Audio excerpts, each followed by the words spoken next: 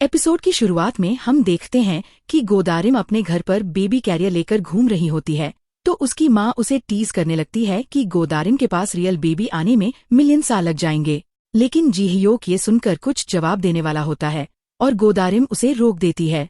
इसके बाद वो दोनों डिसाइड करते हैं कि उन्हें अपने घर पर सब कुछ बता देना चाहिए, इसलिए वो अपनी अपनी माँओं को अपने रिलेशनशिप के बारे में बता देते हैं। जीहयोक ये भी कहता है कि वो गोदारिम से शादी करना चाहता है। फिर वो दोनों बाहर वॉक पर जाते हैं और जीहयोक गोदारिम से पूछता है कि क्या उसकी माँ उनसे खुश नहीं है। इस पर गोदारिम बताती है कि उसकी माँ बस थोड़ी ज्यादा सरप्राइज हो गई है क्योंकि उन्हें नहीं लगा था कि जीहयोक जैसा हैंडसम लड़का उनका दामाद बनेगा। अगले दिन गोदारिम प्रोडक्ट लॉन्च को लेकर एक्साइटेड होती है। तभी मिस्टर गोंग अपनी टीम और जीहे के साथ वहां आते हैं और गोदारिम को थप्पड़ मारकर उस पर इल्जाम लगाते हैं कि वो दूसरी मदर प्रोडक्ट कंपनी की स्पाई है और उसने कंपनी का डेटा बाहर बेच दिया है। इसी वजह से उसे इन्वेस्टिगेशन के लिए ले जाया जाता है। असल में गोदारिम के कंप्यूटर से ही वो ईमेल्स भेजे गए थे जिनके बारे में उसे खुद भी नहीं पता होता। दूसरी तरफ मिस्टर गोंग जीहयोक से कहते हैं कि वो गोदारिम को जॉब से निकाल दे, लेकिन जीहयोक उन्हें सच बता देता है कि उसे पहले से ही पता था कि गोदारिम कोई माँ नहीं है और वो ये भी जानता है कि वो कभी ऐसा गलत काम नहीं कर सकती क्योंकि वो उससे प्यार करता है। तभी जीहयोक को और फंसाने के लिए वो फोटोज दिखा देती है जिनमें गोदारिम और जीहयोक साथ थे। ये देखकर मिस्टर गोंग और भी गुस्सा हो जाते हैं। अब पूरी इन्वेस्टिगेशन जीहयोक को हैंडल करनी पड़ती है ताकि वो सच का पता लगा सके। दूसरी तरफ जीहे अपने ऑफिस में खुश होकर जाती है जहां तायोंग उसका इंतजार कर रहा होता है। असल में ये सब उसी ने किया था। वो जीहे से कहता है कि अभी तो वो बहुत कुछ करने वाला है जिससे जीहयोक और मिस्टर गोंग दोनों कंपनी से बाहर हो जाएंगे। इधर हायंग किमसेओन से रिजेक्शन मिलने के बाद बहुत डिप्रेस हो गई होती है। उसकी माँ उसकी हालत देखकर चिंतित होती है और फिर से किमसेओन से मिलने जाती है। इस बार किमसेओन का बेटा जुन उनका स्वागत करता है और बताता है कि वो हायंग का बेस्ट फ्रेंड है। उसने उसके लिए एक गिफ्ट भी तैयार किया होता है। फिर वो सब साथ में डिनर करते हैं और जुन हायंग की माँ को बहुत अच्छे से ट्रीट करता है।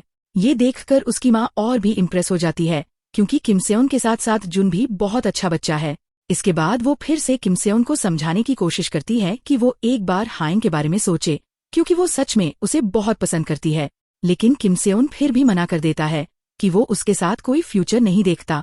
उधर जीहयोक पूरी फोकस के साथ इन्वेस्टिगेशन में लगा होता है क्योंकि उसे किसी भी तरह गोदारिम को इनोसेंट प्रूव करना है। लेकिन जब गोदारिम से पूछताछ होती है तो वो सारे इल्जाम अपने ऊपर ले लेती है और ये भी कह देती है कि वो ही स्पाई है। ये सुनकर जीहयोक और बाकी टीम मेंबर्स भी हैरान रह जाते हैं क्योंकि वो अब तक उसके लिए लड़ रहे थे। असल में गोदारिम ने ये सब इसलिए किया क्योंकि जीहे ने उसे ऐसा करने के लिए कहा था।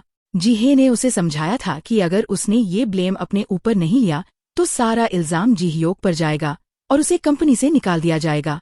गोदारिम जीहयोक के साथ ऐसा होते नहीं देख सकती थी, इसलिए उसने अपने ऊपर झूठे इल्जाम भी स्वीकार कर लिए। दूसरी तरफ हायंग की माँ उससे बात करने जाती है। हायंग बताती है कि वो यूएस जाना चाहती है ताकि वो किमसेओन को भूलकर अपनी पढ़ाई पूरी कर सके। उसकी माँ इमोशनल हो जाती है और उसे जुन की बनाई हुई ड्राइंग दे देती है। ड्राइंग देखकर हायंग रोने लगती है क्योंकि उसने उस टैलेंट शो में बहुत खुशी महसूस की थी। इधर जीहे और तायोंग कंपनी के बाकी शेयर होल्डर्स के साथ मीटिंग करते हैं और उन्हें जीहयोक और मिस्टर गोंग को हटाने के लिए मना लेते हैं। मदर टीम के मेंबर्स गोदारिम के घर जाने का सोचते हैं ताकि उसे सपोर्ट कर सकें, लेकिन जीहयोक अकेले उससे मिलने जाता है ताकि उसे सुरक्षित महसूस करा सके। लेकिन गोदारिम अब भी सारा ब्लेम लेने के लिए तैयार रहती है और जीहयोक के भले के लिए उससे ब्रेकअप भी कर लेती है। वो कहती है कि अगर वो उससे कभी मिली ही नहीं होती तो ये सब नहीं होता। ये सुनकर जीहयोक कुछ नहीं कह पाता क्योंकि वो समझता है कि वो ये सब टेंशन में कह रही है। अगले दिन गोदारिम अपनी माँ को सब सच बता देती है कि उसने हॉस्पिटल बिल्स और लोन चुकाने के लिए झूठ बोलकर जॉब ली थी। ये सुनकर उसकी माँ बहुत दुखी होती है क्योंकि उसकी बेटी अब तक उसके लिए सब कुछ सह रही थी। इसलिए वो फैसला करती है कि वो अपना घर बेच देगी और अपनी बहन के घर चली जाएगी ताकि गोदारिम को इन सब परेशानियों से दूर ले जा सके। उधर जीहयोक को इन्वेस्टिगेशन में वो आदमी मिल जाता है जिसने एग्जीबिशन में आग लगाई थी और वही आदमी उस दूसरी कंपनी में काम करता था जिसने उनका प्रोडक्ट कॉपी किया था। इससे जीहयोक को एक अहम सुराग मिल जाता है। वो गोदारिम से मिलने जाता है लेकिन वो घर छोड़कर गांव जा चुकी होती है, इसलिए वो किमसेओन से उसका एड्रेस मांगता है। पहले तो वो मना करता है, लेकिन बाद में जी ह्योक के समझाने पर उसे एड्रेस दे देता है। गांव में गोदारिम अपने अंकल आंटी के साथ फार्म में काम कर रही होती है। उसके अंकल आंटी उसे अगले दिन गांव के चीफ के बेटे सांगसिक से मिलवाने वाले होते हैं, जिससे वो शादी के बारे में सोच सकें। लेकिन गोदारिम अब भी जी ह्योक को मिस कर रही होती है और उसकी रिकॉर्डिंग सुनती है, जिसमें वो कह रहा होता है कि वो उसे प्रपोज करेगा। उसी समय जी ह्योक गांव पहुंच जाता है। घर के अंदर जाते ही उसके अंकल उसे चोर समझकर उस पर हमला कर देते हैं, लेकिन गोदारिम आकर बताती है कि वो उसका बॉस है। जी ह्योक कहता है कि उसने सुबह से कुछ नहीं खाया, तो सब उसे खाना खिलाने लगते हैं। गोदारिम उसे अपना एक्स बॉयफ्रेंड बताती है, जिससे सब खुश हो जाते हैं। लेकिन जी ह्योक साफ करता है कि वो उसका एक्स नहीं बल्कि प्रेजेंट बॉयफ्रेंड है। फिर वो दोनों अकेले में बात करते हैं और जी ह्योक उसे बताता है कि अगर वो आग लगाने वाले आदमी को पकड़ लें तो वो उसे इनोसेंट साबित कर देगा। वो उसे पैचअप करने के लिए भी कहता है, क्योंकि वो ब्रेकअप से खुश नहीं है। वो ये भी तय कर लेता है कि जब तक गोदारिम उसके साथ वापस नहीं चलेगी, वो भी वहीं गांव में रहेगा। अगले दिन गोदारिम के अंकल उसे फार्मिंग के लिए ले जाते हैं और कहते हैं कि वो देखना चाहते हैं कि सांगसिक और जी ह्योक में से कौन बेहतर है। जी ह्योक ओवर कॉन्फिडेंस में कच्चे फल तोड़ लेता है, जिससे उसे डांट पड़ती है। तभी सांगसिक आता है, जिसे देखकर सब खुश हो जाते हैं। गोदारिम उसकी तारीफ करती है, जिससे जी ह्योक जलन महसूस करता है। वो सांगसिक से कहता है कि वो गोदारिम का बॉयफ्रेंड है। फिर दोनों के बीच फार्मिंग कंपटीशन होता है, जिसमें सांगसिक जीत जाता है। जी ह्योक हार मान लेता है, लेकिन जब उसके फल गिर जाते हैं तो गोदारिम उसकी मदद करती है। ये देखकर जी ह्योक अच्छा महसूस करता है। घर जाकर गोदारिम उसकी पीठ पर पेन रिलीफ पैच लगाती है और कहती है कि उसे कुछ साबित करने की जरूरत नहीं है, क्योंकि वो उसे वैसे ही प्यार करती है। ये सुनकर जी ह्योक खुश हो जाता है और उसे हक करता है। अगले दिन वो कंपनी लौट जाता है ताकि गोदारिम को इनोसेंट साबित कर सके। गोदारिम उसे अपने प्रोजेक्ट की वॉइस रिकॉर्डिंग्स भी देती है। उसकी माँ जी ह्योक के लिए स्नैक्स पैक करती है, जिससे वो खुश हो जाता है, क्योंकि उसने उसे ही चुना था। उधर जी हे, मिस्टर गोंग और तायोंग मिलकर एक कॉन्फ्रेंस करते हैं, जिसमें वो जी ह्योक को हटाने वाले होते हैं। तभी जी ह्योक वहां पहुंचता है, क्योंकि वो खुद को साबित करने के लिए पूरी तरह तैयार था। जी ह्योक गोदारिम की दी हुई रिकॉर्डिंग सुन रहा होता है, क्योंकि उसमें वो उसे प्रपोज करने की बात कर रहा था। लेकिन तभी उसे उस रिकॉर्डिंग में किसी और की मूवमेंट सुनाई देती है, क्योंकि उस रात गोदारिम अपना फोन डेस्क पर ही छोड़कर चली गई थी और जी ह्योक भी वो सब बोलने के बाद वहां से घर चला गया था और अगले ही दिन डेटा ट्रांसफर वाली बात सामने आई थी। दूसरी तरफ हम तायोंग को देखते हैं, जो डेविड नाम के एक शख्स से बात कर रहा होता है। वो अगले दिन होने वाली कॉन्फ्रेंस में अपना फाइनल गेम खेलने वाला था, ताकि नेचुरल बेबे कंपनी को अपने नाम कर सके। अगले दिन कॉन्फ्रेंस में कंपनी के सारे शेयर होल्डर्स और बिजनेस पार्टनर्स आते हैं। वो जी ह्योक को वाइस प्रेसिडेंट बनाने के लिए वोट करने वाले होते हैं। लेकिन तभी जी हे एक प्रेजेंटेशन लेकर आती है, जिसमें वो जी ह्योक और गोदारिम के साथ साथ अपने पिता को भी एक्सपोज कर देती है। वो बताती है कि जी ह्योक, जो टीम लीडर था, उसका अफेयर गोदारिम के साथ था, जिसने कंपनी का डेटा दूसरी कंपनी को ट्रांसफर किया। और गोदारिम भी एक फ्रॉड थी, क्योंकि उसने झूठ बोलकर कंपनी ज्वाइन की थी। इसके साथ ही वो अपने पिता के बारे में भी कहती है कि मिस्टर गोंग ने अपनी पत्नी को अब्यूज किया और उन्हें हॉस्पिटल तक पहुंचा दिया। ये सब सुनकर मिस्टर गोंग वहां से चले जाते हैं और जी हे बाकी लोगों को कन्विंस कर लेती है कि वो जी ह्योक और मिस्टर गोंग को कंपनी से निकालने के लिए वोट करें। लेकिन तभी जी ह्योक वहां आ जाता है और एक रिकॉर्डिंग प्ले करता है, जिसमें जी हे का मैनेजर उससे कह रहा होता है कि उसने गोदारिम के ईमेल से कंपनी का सारा डेटा ट्रांसफर कर दिया है। असल में ये रिकॉर्डिंग उसी वक्त की होती है जब जी ह्योक और गोदारिम अपना फोन वहीं छोड़कर चले गए थे।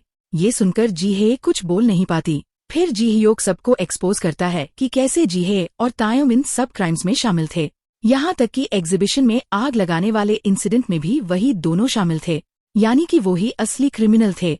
और जी ह्योक ने उनके खिलाफ पुलिस केस भी फाइल कर दिया था। अब उनके पास नेचुरल बेबे कंपनी को हथियाने का कोई मौका नहीं बचता।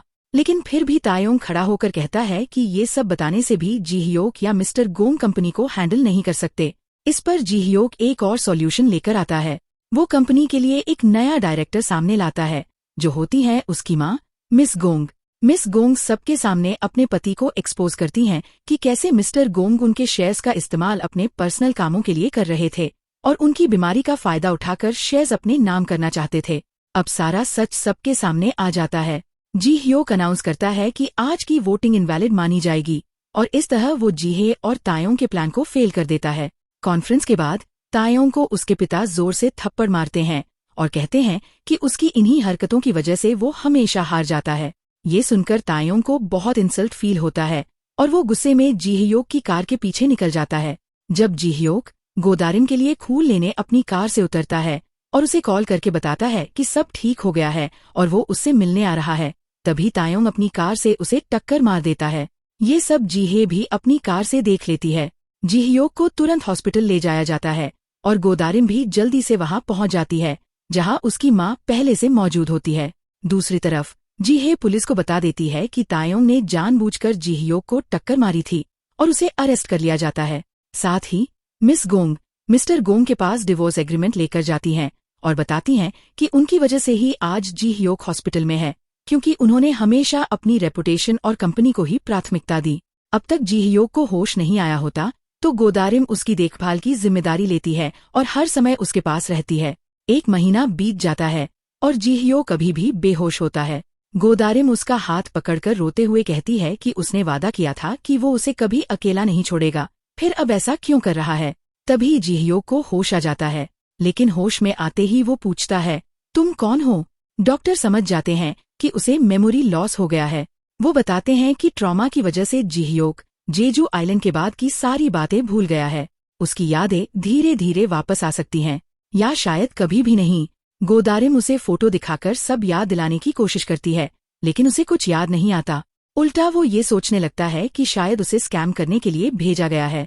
तब टीम एक प्लान बनाती है। जेजू आइलैंड के सारे सीन रिक्रिएट किए जाएंगे। गोयोन प्रेग्नेंट लेडी बनती है और नानसुक व मिस जिन व्हीलचेयर पर आते हैं। ऑरेंज गिराने वाला सीन भी रिक्रिएट होता है। जीहयोक को थोड़ी बहुत झलक आती है, लेकिन वो इग्नोर कर देता है। फिर वो लोग लोन शार्क वाला सीन भी रिक्रिएट करते हैं, जहां दोनों कपबोर्ड में छिपे थे, लेकिन उससे भी कुछ याद नहीं आता। अब जीहयोक गोदारिम से कहता है कि वो समझ गया है कि उसने उसे हर्ट किया है और उसे माफी मांगनी चाहिए, लेकिन वो उसके साथ नहीं रह सकता, क्योंकि वो अपनी पुरानी प्रैक्टिकल लाइफ में वापस जाना चाहता है, जहां उसे प्यार पर भरोसा नहीं था। ये सुनकर गोदारिम समझ जाती है कि वो उसे फोर्स कर रही है और चुपचाप वहां से चली जाती है। दूसरी तरफ जीहे भी अपने पिता का घर छोड़ देती है। वो उन्हें बताती है कि उनकी असली गलती ये थी कि उन्होंने हमेशा अपनी इमेज के लिए जिया और उसकी माँ की मौत भी उनकी वजह से हुई। अब उनके पास कोई नहीं बचा, न जीहयोक, न उनकी पत्नी और न ही जीहे। अगले दिन मिस गोंग को पता चलता है कि मिस्टर गोंग ने सरेंडर कर दिया है, डिवोर्स साइन कर दिया है और पब्लिकली माफी भी मांग ली है। उधर जेल में तायोंग को लोन शार्क सबक सिखाते हैं, क्योंकि वो अपनी अमीरी का घमंड दिखाता है।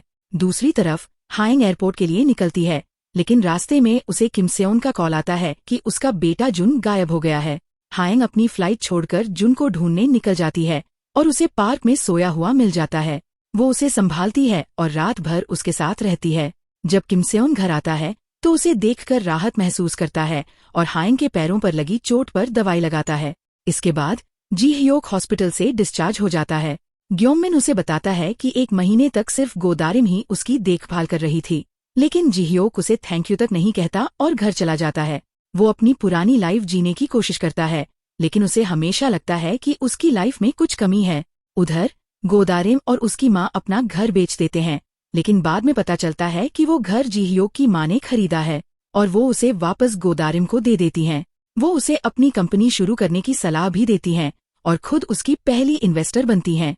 इस तरह गोदारिम अपना बेबी प्रोडक्ट ब्रांड शुरू करती है और 1 साल में वो बहुत अच्छा करने लगती है।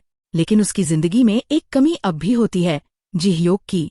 1 साल बाद उसे अपनी बहन दाजियोंग के बारे में पता चलता है, जो जेजू आइलैंड में होती है। वो उसे ढूंढने वहां जाती है। वो उसी ड्रेस को पहनती है जो जीहयोक ने उसे गिफ्ट की थी और उसी होटल में जाती है जहां उन्होंने पहली बार किस किया था। वहां गलती से वो जीहयोक से टकरा जाती है। जीहयोक उसे देखकर खुश नहीं होता और सोचता है कि वो उसका पीछा कर रही है।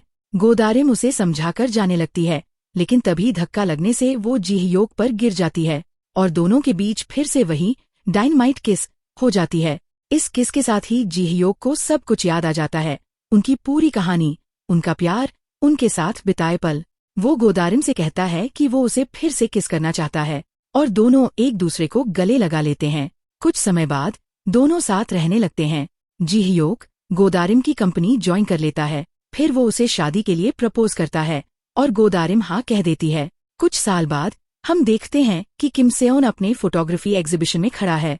कोई लड़की उससे गोदारिम के बारे में पूछती है तो वो कहता है वो उसकी फ्रेंड है। फिर वो हायंग के बारे में पूछती है तो उससे पहले ही हायंग आ जाती है और कहती है अभी तो मैं उसकी फ्रेंड हूँ, लेकिन जल्द ही गर्लफ्रेंड बन जाऊंगी।